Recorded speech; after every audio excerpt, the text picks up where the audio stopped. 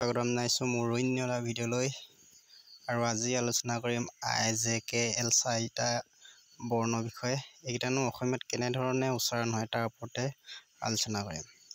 প্ৰথমে আহিছো আইটোলে। অসমীয়াত আই বৰ্ণটো সাধাৰণতে নিম্নলিখিত ধৰণে উচ্চাৰণ হয়। বাক্যত ইয়াৰ স্থান আৰু শব্দৰ ধৰণ অনুসৰি কিছু ভিন্নতা থাকিব পাৰে। সৰল হচৈ ধ্বনি ইংৰাজী বিট শব্দ আই যেন এইটো সাধাৰণতে অসমীয়া বৰ্ণমালা হচৈকাৰ বুলি পৰিচিত। উদাহৰণস্বৰূপে ইমান, ইজৰাইল ইত্যাদিবোৰ। এই উচ্চাৰণটো আই বা আইপিএ ধ্বনিৰ ৰূপত হোৱা দেখা যায়, বিশেষকৈ শব্দৰ আৰম্ভণিতে বা মাজভাগত। দীৰ্ঘৈ ধ্বনি ইংৰাজী চি শব্দ ডবল ই যেন এইটো দীৰ্ঘইকাৰ বুলি পৰিচিত। উদাহৰণস্বৰূপে ঈশ্বৰৰ উচ্চাৰণ যেনে ধৰণে হয় আৰু চিকিৎসা এই ধৰণে হয়। এইটো সাধাৰণতে আই ধ্বনি হয়। অসমীয়াত আই বৰ্ণটো সাধাৰণতে দুটা মূল ধ্বনি প্ৰকাশ কৰে: হচৈ সৰু ধ্বনি, দীৰ্ঘৈ দীঘল ধ্বনি। এতিয়া আহিছো জে বৰ্ণটো।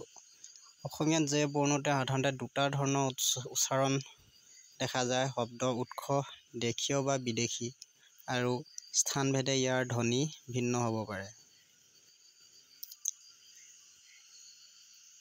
বল্গীয়া জ ধ্বনি এইটো অসমীয়া মূল শব্দ সৰ্বাধিক ব্যৱহৃত হয়। ইংৰাজী জব, জংগল ইত্যাদিবোৰ। জ ধ্বনি উচ্চাৰণ হয়। এইটো অসমীয়া মূল শব্দত সৰ্বাধিক ব্যৱহৃত হয়। ইংৰাজী জব, জংগল ইত্যাদিবোৰ। আৰু এতিয়া আহিছো কে বৰ্ণটিলৈ।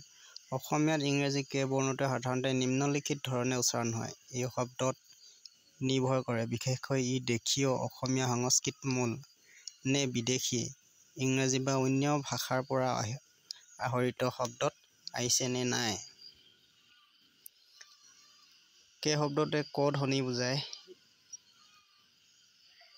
ইয়াৰ সৰ্বাধিক সাধাৰণ ৰূপ। এইটো ধ্বনি ইংৰাজী কাইট, কিং, স্কুলত, কে ধ্বনি আদিৰ লগত সাদৃশ্যপূৰ্ণ।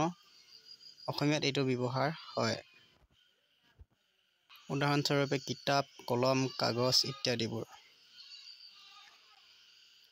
আইপিএ ধ্বনি কে আঘোৰ ঠোঁট মূৰ্ধন্য ধ্বনি। কেতিয়াবা আকৌ কেটোৱে খ উচ্চাৰণ হয়। যেতিয়া কে এইচ এ ধ্বনি উচ্চাৰণ হয় তেতিয়া খ উচ্চাৰণ হয়। এতিয়া আহিছো এল বৰ্ণটিলৈ। অসমীয়াত ইংৰাজী এল বৰ্ণটো সাধাৰণতে এটা মুখ্য ধ্বনি উচ্চাৰিত হয় আৰু বিশেষ ক্ষেত্ৰত ভিন্ন ৰূপতো দেখা যায়। ইয়াৰ ধ্বনি সাধাৰণ ল ধ্বনিৰ দৰে। ল সাধাৰণ ধ্বনি এইটো অসমীয়াত সকলোতকৈ সাধাৰণ এল বৰ্ণৰ ধ্বনি। ই ইংৰাজী লাভ, লাইট, লেমন আদিৰ এলৰ সদৃশ। উদাহৰণস্বৰূপে লতা, লাইট ইংৰাজী শব্দ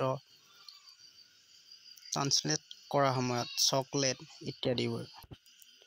অৰ্থভেদে কিছু ক্ষেত্ৰত ল, আল ধ্বনি হ'ব পাৰে, যেনে ইংৰাজী শব্দ ট্ৰান্সলেশ্যন কৰোঁতে লোকেল, লিগেল ইত্যাদিবোৰ। এই ক্ষেত্ৰত মূলত ল ধ্বনিয়েই থাকে, কিন্তু শব্দৰ গঠন অনুসৰি সামান্য ভিন্নতাৰ অভিজ্ঞতা হ'ব পাৰে।